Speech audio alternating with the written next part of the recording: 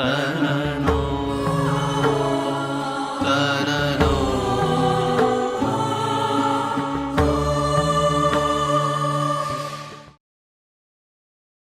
श्रीहरिं परमानन्दमुपदेष्टारमीश्वरं व्यापकं सर्वलोकानां कारणं तन्नमाम्यहम्।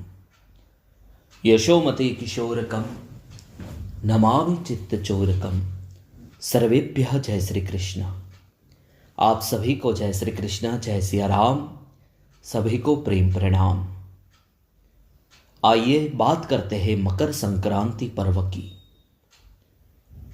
धनु राशि से सूर्य जब मकर राशि में प्रवेश करता है तो उस सूर्य प्रवेश को मकर संक्रांति कहते हैं। तमसो मां ज्योतिर्गमया, अंधकार से प्रकाश की ओर गमन, ये मकर संक्रांति है। क्योंकि हमारे शास्त्रकारों ने पूरे वर्ष को 2 भागों में विभाजित किया है। 6 महीने दक्षिणायन कहलाता है और 6 महीने उत्तरायण कहलाता है। दक्षिणायन के समय में सभी देवी देवता की रात्रि होती है, इसलिए उस समय को दक्षिणायन कहा जाता है। और उत्तरायण माने सभी देवी देवताओं का दिवस होता है। इसलिए मकर संक्रांत पर्व का भारतवर्ष में बड़ा ही अनूठा, अनुपम और अद्वितीय महत्व है। क्योंकि मकर संक्रांत के बाद फिर सारे शुभ कार्यों का आरंभ होता है। तीर्थों में स्नान का बड़ा ही विशेष महत्व बताया गया है। जैसे रामचरितमानस का आश्रय करे और देखे तो वहां पर गोस्वामी श्री तुलसीदास जी ने भी मकर संक्रांति के महत्व को गाते हुए भरद्वाज मुनि के आश्रम की महत्ता को और भरद्वाज मुनि के महत्व को और तीर्थों के महत्व को बतलाया है। कहते हैं, भरद्वाज मुनि बसहि प्रयागा, तिन्हि राम पद अति अनुरागा। तापस समदम दया निधाना, परमारथ पथ परम सुजाना। और वहीं पर इस मकर संक्रांत के, उत्तरायण के मकर संक्रांति के पर्व को महत्व देते हुए गोस्वामी श्री तुलसीदास जी कहते हैं, माघ मकर गत रवि जब होई, तीरथ पति ही आव सब कोई। देव दनुज किन्नर नर श्रेणी, सादर मज्जहि सकल त्रिवेणी।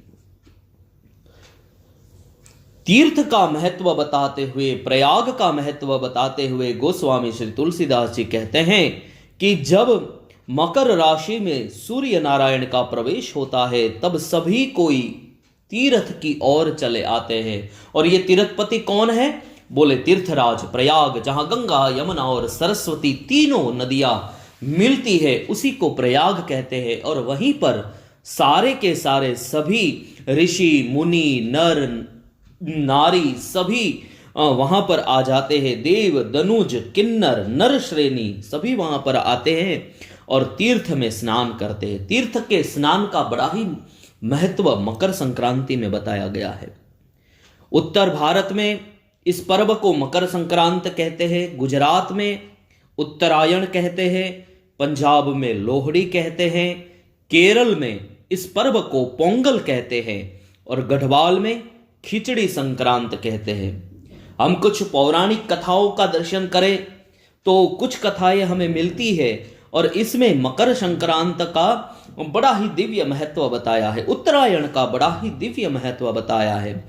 भगवान आशुतोष ने, शशांक शेखर भगवान महादेव ने भगवान नारायण को आत्मज्ञान दिया, वो यही दिवस था, मकर संक्रांत का ही दिन था वो। और श्रीमद् भागवत महापुराण में भी हम दिव्य कथा देखते हैं। महाभारत का एक अप्रतिम पात्र दादा भीष्म की कथा हम देखते हैं तो वहां भी हमको कथा मिलती है कि दिव्य उत्तरायण के दिवस विशेष पर इच्छा मृत्यु का वर प्राप्त दादा भीष्म ने अपने शरीर का त्याग किया था। यही कथा महाभारत में भी हमें मिलती है, अन्यान्य पुराणों में भी हमें यह कथा प्राप्त होती है। और विशेष रूप से यदि हम देखें तो मकर संक्रांत के पर्व पर दान का बड़ा ही महत्व बताया गया है। तीर्थ के स्नान का महत्व है। तीर्थों में जाकर वहां पर विराजमान स्थापित देवी देवताओं के दर्शन का बड़ा महत्व है। लोग बद्रीनाथ जाते हैं, केदारनाथ जाते हैं, गंगोत्री जाते हैं, यमुनोत्री जाते हैं, द्वारिका नाथ के दर्शन के लिए गोमती के तट पर जाते हैं। ऐसे कई सारे हमारे भारतवर्ष के, फिर वो दक्षिण भारत के तीर्थ स्थान हो, तिरुपति बालाजी हो, पद्मनाभ भगवान हो, या अन्य अन्य उत्तर भारत के तीर्थ स्थान हो, पूर्व भारत के तीर्थ स्थान हो, पश्चिम भारत के तीर्थ स्थान हो, वहां पर जाकर लोग अपनी अपनी श्रद्धा के अनुसार तीर्थों का दर्शन करते हैं। लेकिन विशेष रूप से मकर संक्रांत में एक तीर्थ को बड़ा ही अनूठा और अनुपम स्थान दिया है, और वो तीर्थ है गौ माता जहां पर निवास करती है। उसको बड़ा ही, गाय जहां रहती है, फिर वहां पर पुराणों के अनुसार यदि कोई नदी का उद्गम स्थान है या नहीं है, पुराणों के अनुसार यदि वहां पर कोई भगवान ने अपनी लीला करी है या नहीं करी है, वो फिर दूसरी बात हो जाती है। लेकिन यदि गाय वहां पर रह रही है, गौ माता का जहां पर निवास है, गौ माता जहां पर विचरण करती है, गौ माता की सुंदर सुंदर ध्वनि जहां पर सुनाई देती है, उस स्थान का बड़ा ही अनूठा और अनुपम महत्व हमारे शास्त्रों में वर्णित किया गया है। क्योंकि भगवान स्वयं भविष्य पुराण के उत्तर पर्व में कहते हैं, गावो ममाग्रतः संतु, गावो में संतु पृष्ठतः, गावो में हृदये संतु, गवाम मध्ये वसाम्यहम्। गौ माता मेरे आगे भी गौ माता है, मेरे पीछे भी गौ माता है। अरे गौ माता के हृदय में मैं निवास करता हूं। गौ माता, समग्र गौ माता में मैं ही हूं, मेरा वास वही है।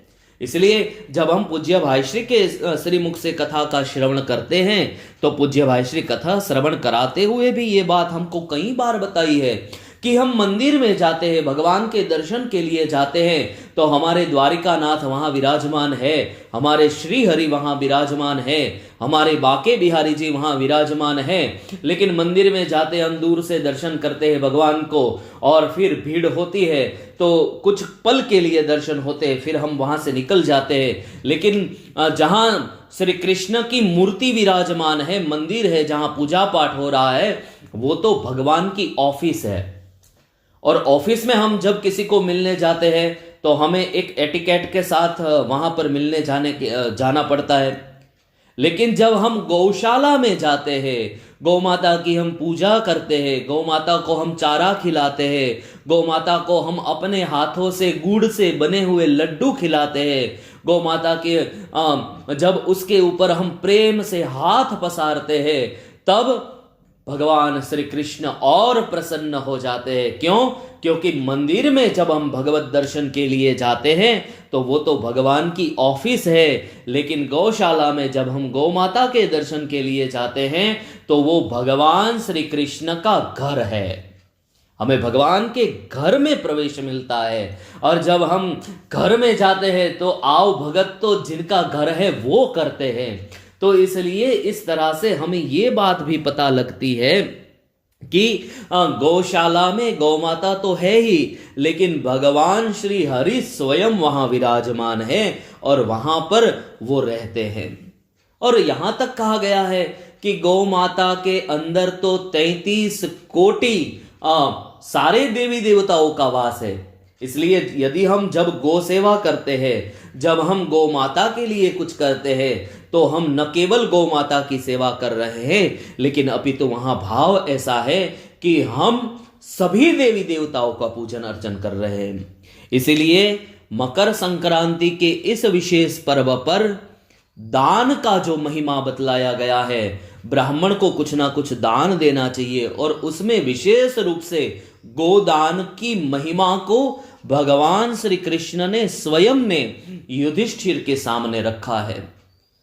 बतलाते हुए भगवान कहते हैं कि युधिष्ठिर, चांदियों की खरी वाली कासा की वो जो दोनी बनी हुई है, ऐसी सवत्सा गाय का पुष्प इत्यादि से पूजन करके उनको बड़े ही सुंदर वस्त्र इत्यादि, माला इत्यादि अलंकृत करवा के पूर्व से उत्तर तरफ खड़ी करके दक्षिणा के साथ ऐसी गौ माता ब्राह्मण को दान में देनी चाहिए। और जब ऐसी गौ माता हम ब्राह्मण को दान में देते हैं तो वो पुण्य हमारा अक्षय हो जाता है। फिर दी हुई गौ माता दान में फिर उसका प्रदक्षिणा भी करनी चाहिए। इसलिए गोदान का बड़ा ही विशेष महत्व है। मकर संक्रांति के इस विशेष पर्व पर, उत्तरायण के इस विशेष पर्व पर, और हमें बतलाते हुए बड़ा ही आनंद हो रहा है कि ऐसी एक दिव्य गौशाला का निर्माण हमारे सांदीपनि विद्या निकेतन के संकुल में भी हुआ है। 300 से भी ज्यादा गौ माताएं यहाँ पर रह रही है और गौ माताओं की वो प्यारी प्यारी ध्वनि से पूरा का पूरा सांदीपनि विद्या निकेतन संकुल का वातावरण इतना पवित्र, इतना दिव्य और इतना सुगंध से भरा हुआ है। और हमारी गौ माता इतनी प्यारी प्यारी है। तो उत्तरायण के इस विशेष पर्व पर विशेष रूप से गोदान करना चाहिए। गोदान करने से हमारे पितर, जो हमारे पितृ है, वे सभी स्वर्ग में निवास करते हैं। गोदान करने से सभी पाप जलकर नष्ट हो जाते हैं। और भगवान स्वयं युधिष्ठिर से भविष्य पुराण में कहते हैं कि गोदान के समान किए हुए पाप का और उत्तम कोई प्रायश्चित कर्म ही नहीं है। और गोदान एक ऐसा कर्म है युधिष्ठिर कि वो जन्म जन्मांतर तक हमको पुण्य प्रदान करता रहता है। इसलिए उत्तरायण के इस विशेष पर्व में गोदान अवश्य करना चाहिए। गौ माता को अपने हाथ से गुड़ से निर्मित और पीली दाल से निर्मित लड्डू हमें गौ माता को खिलाने चाहिए। हरा हरा ताजा ताजा घास लेकर हमें गौ माता को खिलाना चाहिए। एक श्लोक ये भी मिलता है, खले यज्ञे विवाहे च संक्रांतौ ग्रहणे तथा। खले यज्ञे विवाहे च संक्रांतौ ग्रहणे तथा पुत्र जन्मे व्यतिपाते दत्तम भवति चाक्षयम। इसमें बतलाया गया है कि यज्ञ कार्य में, विवाह कार्य में और संक्रांतौ, जिसकी हम बात कर रहे हैं अभी, उत्तरायण का महापर्व, और ग्रहण काल में, और जब हमारे यहाँ पुत्र का जन्म हो, और व्यतिपात में हम जो भी दान देते हैं वो अक्षय हो जाता है। देखिए, कुछ पुण्य ऐसे होते हैं कि वो पुण्य हम कुछ ऐसे काम करते हैं, कुछ ऐसी सेवा करते हैं तो वो सेवा पुण्य के रूप में हमको प्राप्त होती है, लेकिन वो पुण्य भी नष्ट हो जाते हैं। इसलिए भगवत गीता में भी कहा है, क्षिणे पुण्ये मर्त्य लोकम विसंति। जब तक पुण्य रहते हैं तब तक तो स्वर्गवास है, लेकिन जैसे ही पुण्य खत्म होते हैं तो पुनः जीव मृत्युलोक माने कि पृथ्वी पर आ जाता है। लेकिन कुछ पुण्य ऐसे हैं जो यहां पर इस श्लोक में बतलाए गए हैं कि यज्ञ जब चल रहा हो और हम दान करें, विवाह जब हमारे घर में हो और हम दान करें, जब संक्रांति का यह महापर्व हो उत्तरायण, और उस समय यदि हम दान करें, हमारे यहाँ पुत्र जन्म हो और जब तक उसका नाल छेदन नहीं होता है और उस समय यदि हम कुछ दान कर दे, और व्यतिपात का जब समय आता है और उस समय यदि हम कुछ दान करें, तो कहते हैं दत्तम भवति चाक्षयम, वो पुण्य हमारा अक्षय हो जाता है। जैसे द्रौपदी के पास अक्षय पात्र था ना, हजारों हजारों लाखों लाखों क्षुधा से आतुर लोगों को द्रौपदी अकेली जिमा सकती थी अपने अक्षय पात्र से। उसमें से कुछ कभी वो खत्म ही नहीं होने वाला अक्षय पात्र था। तो गोदान का भी इतना ही उत्तरायण के इस महापर्व में। इसलिए हम देखते हैं कई शहरों में ऐसे रोड पर, फुटपाथ पर लोग वो हरी हरी घास लेकर बैठते हैं, गौ माताएं उनके अगल बगल में विचरण करती रहती है और लोग वहां से उत्तरायण के पवित्र समय में गौ माता को कुछ ना कुछ खिलाते रहते हैं। तो ये विशेष पर्व है उत्तरायण का कि हम गोदान करें, गौ माता की हम सेवा करें, गौ माता की हम पूजा करें, गौ माता की हम भक्ति करें, क्योंकि हमारी गौ माता में ही 33 कोटि देवी देवताओं का निवास है। गौ माता के भीतर ही भगवान श्री हरि का निवास है। भगवान श्री कृष्ण का वो